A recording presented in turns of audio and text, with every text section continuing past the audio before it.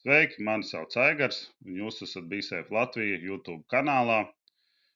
Šis ir kanāls par darba aizsardzību ikvienam, kā arī ik viens var piedalīties tā pilnveidošanā, uzlabošanā, atliek uzrakstīt e-pastu vai kā citādāk sakontaktēties, un tā tad rezultēties tas var ar kādu video materiālu, kas būs interesants ne tikai konkrētam cilvēkam, bet visiem pārējiem. Tāpat tās var dalīties ar šo informāciju, tā kā izmantot maksimāli, ja jūs uzskatāt, ka tas ir tā vērts, lai mums visiem drošs darbs. Tātad šodien parunājam par to, kā un vai dot kādus no darba aizsardzības, ugunsdrošības vai vienalga kādus dokumentus valsts darba inspekcijai. Tātad vispārīgās lietas, kas mums būtu jāņem vērā. Tātad pirmais, protams, šeit es esmu pieminējis arī ugunsdzēsējs, bet, principā, tātad ar šiem te inspektoriem cenšamies runāt draudzīgi, jo atceramies, viņi pārstāv valstu, viņiem, diemžēl, ir tāda iespēja izmantot savus augstāk stāvošus dienestas pakāpes, ja, un ja viņi uzskatīs, ka tā sadarbība nav pietiekoši laba, viņi, protams, ka to var pavērst pret mums. Tā kā vienmēr atceramies, lai kā mums viņi patīk vai nepatīk, cenšamies ar viņiem runāt laipni, uzaicināt, ja vajag, izstāstam, var pateikt no savas prakses lieki neko, arī atbildam precīzi uz jautājumiem. Es teiktu, ka ierodās inspektors jābūt draudzīgam, bet jābūt tādam kā policijā. Tur precīzi pajautām, precīzi atbildam. Liekās diskusijās ieiet nevajag, priekš tam ir citas reizes, citas iespējas, kuri var palīdzēt, kuri nesoda par to, ka mēs tur kaut ko izstāstam tā vai šādi. Otrus visos gadījumos, protams, uzaicinām pie sevīm, pasakam, ka jums nekas nav slēpjams, jā, lai viņi atbrauc, viss tiks parādīts, viņi visu varēs piefiksēt savos protokolos, un attiecīgi mēs zinām, ka šī informācija. Jā, man ir slikta pieredze, pēdējā laikā gan neesmu redzējis, bet kādos reizēs es arī izmantoju, un tad skatos, kā tas ir, kad valsts darba inspektoriem saka, atsūtiet paraugu, kā tad vajadzētu izdarīt, jā, un tad, protams, viņi sūta, lai gan pēc būtības viņi to darīt nedrīkstētu. Un, protams, ka tad, kad viņi mums prasa šo te informāciju, ja viņi prasa, tad mums ir precīzi prasam, ko viņi prasa un kāds ir tas mērķis. Viņi var uzrakstīt, teiksim, tur protokolu noformēšanai, sagatavot vai iesniegt dokumentus tādus un tādus. Vai, teiksim, mēs brauksim uz higiēnisko novērtēšanu, tas ir saistots ar arodslimībām, tad mums jāsagatavo dokumenti tādi un tādi un tādi, un, protams, mērķis būs attiecīgi veikt šo higiēnisko novērtējumu, lai cilvēks varētu nokārtot šo arodslimību. Ja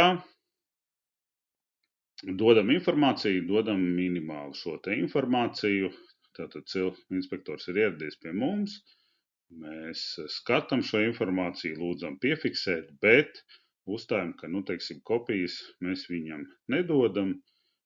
Pēc tam, ja vajadzēs, tad mēs parunājam nākamā slaidā, bet principā orientējamies uz to, ka viņš pieraksta minimāli šīs te lietas, tas, kas attiecās konkrēti un pēc kā var identificēt personu.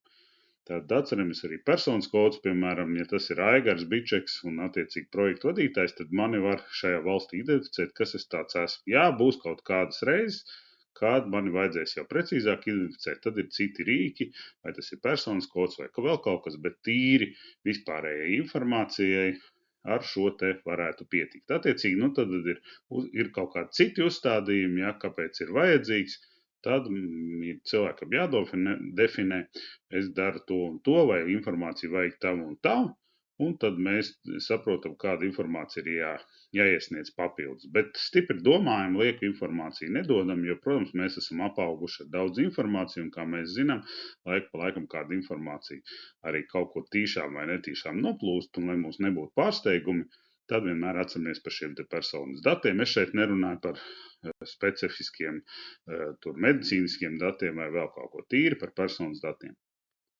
Protams, jā, viņi saka, nē, man ir vajadzīgs kaut kāds dokuments, viņiem, protams, ir jāpamato, kāpēc viņš pēkšņi ir vajadzīgs. Tad mēs, protams, sagatavojam kopiju, ideāli būtu augšā uzrakstam kopiju, kopija pareiza un pārsvītrojam tā, lai šo te informāciju, teiksim, nevarētu pēc tam apstrādāt. Jā, tie, kuri strādā ar datoru, zina, ka visu dzīvē var nomainīt, bet principā, tas tomēr ir darbs, tas vairs nav 5 minūtes un lielāko daļu tā nebūs. Un tad mēs uzrakstam, kā iesniegt valsts darba inspekcijai tādā un tādā datumā.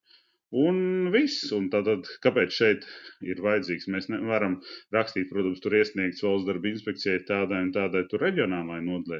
Bet, ja mēs pieliksim arī datumu, piemēram, šodienas datumu, diez vai kaut kāda informācija būs derīga pēc 5 vai 10 gadiem, jo kurš sapratīs, ka kaut kas īsti kārtībā nav, jo ja informācija iesniegta 24. gadā, ko viņi dara pie mums 28. gadā.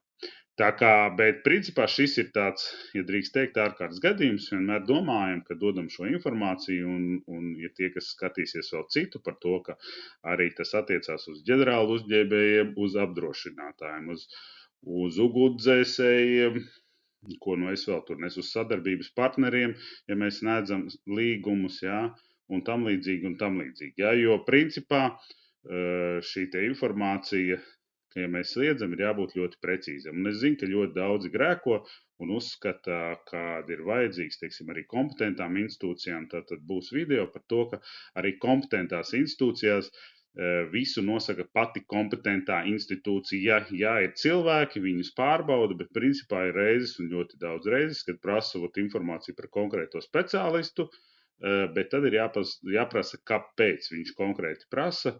Un tad ir jāskatās līgumā, vai ir paredzēts konkrētos pakalpojumus veikt, ja, jo tas ir diezgan sarežģīts mehānisms, tā kā par to parunāsim kādreiz citā failā. Un video noslēgumā vēlos novēlēt visiem foršu dzīvi drošā darbā.